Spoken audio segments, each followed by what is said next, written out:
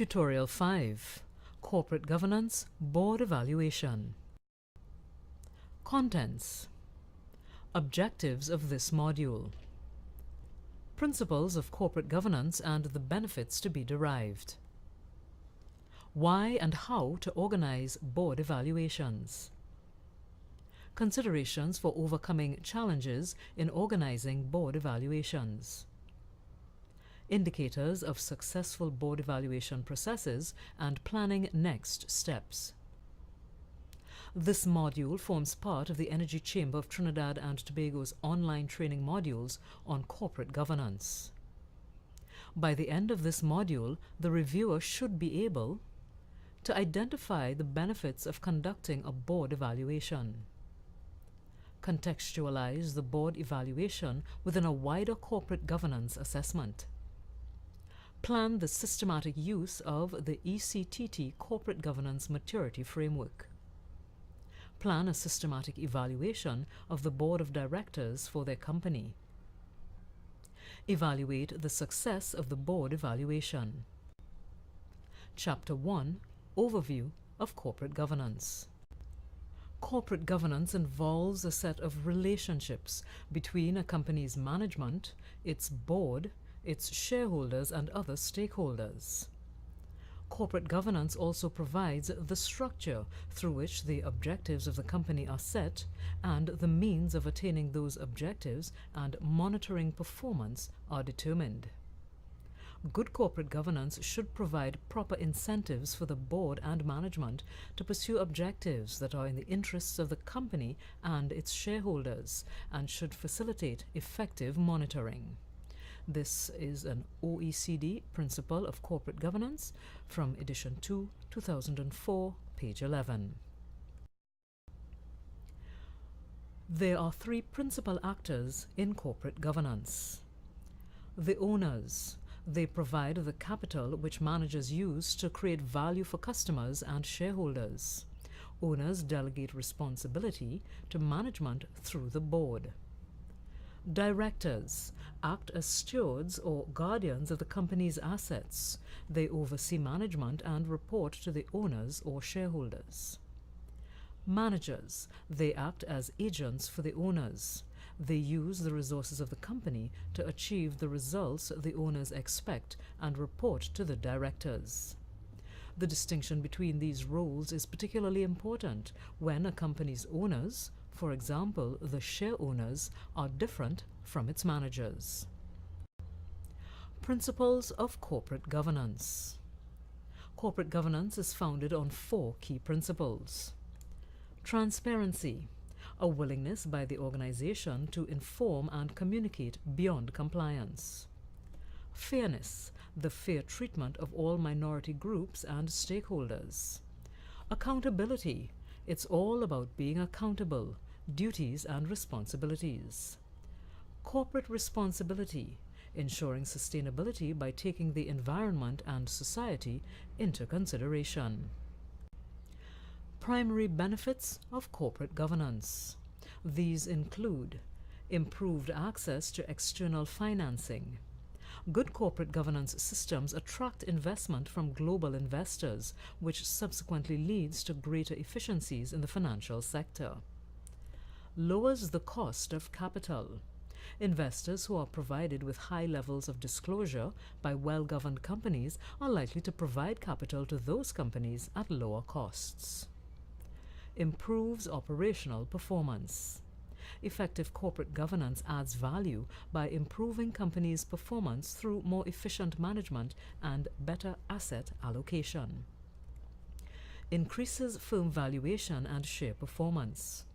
Research indicates that investors are willing to pay an additional price, a corporate governance premium, for shares in well-governed companies. Reduces the risk of corporate crises and scandals. A company with good corporate governance practices will, by definition, have an effective risk management system that is more likely to cope with corporate crises and scandals. Chapter 2. Corporate Governance Maturity Framework. The Energy Chamber of Trinidad and Tobago's Corporate Governance Maturity Framework was developed to provide guidance in corporate governance best practices. The framework was developed as part of an Inter-American Development Bank-funded project initiated in 2011, aimed at improving the practice of corporate governance in private and public companies in Trinidad and Tobago to facilitate the creation of an ethical, non-corrupt business environment that will reduce excessive levels of risk and promote a competitive and stable economy. The framework, grounded in international best practice and customized for Trinidad and Tobago context, addresses the specific corporate governance practices relevant to three types of organizations. Closely held companies. These are private, non-public, with a majority of shares being held by one or a few owners. Listed companies, companies listed on a stock exchange, and state-owned companies, organizations where the government of the Republic of Trinidad and Tobago has controlling interest. This corporate governance framework guide will provide the essential guidance for the directors, board members, CEOs, and senior managers of these organizations as they work towards a higher level of best practice maturity in corporate governance.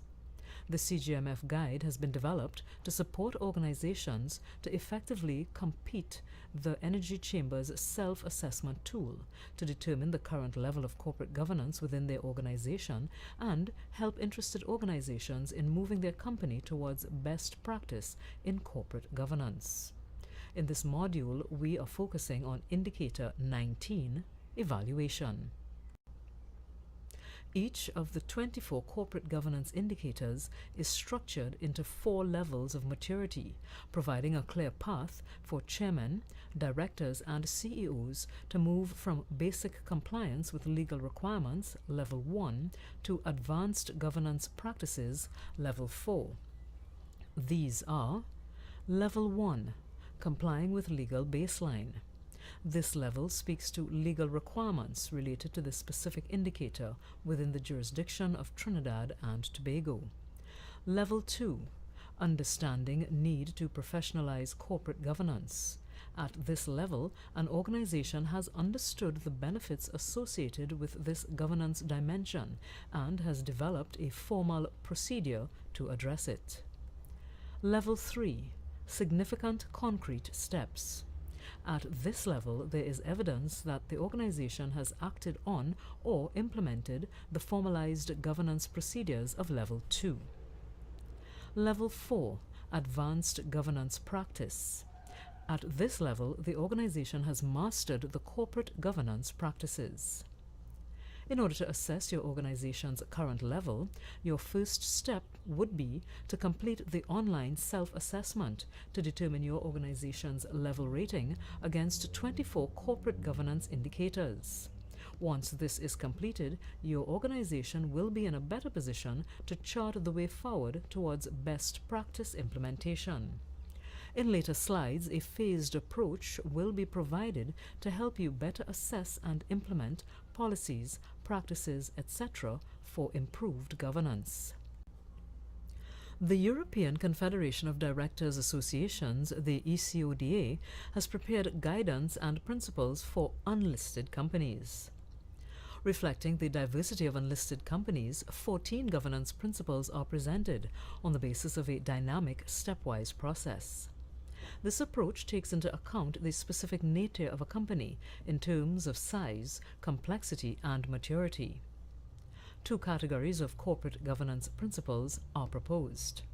Phase 1 principles. These are principles 1 through 9.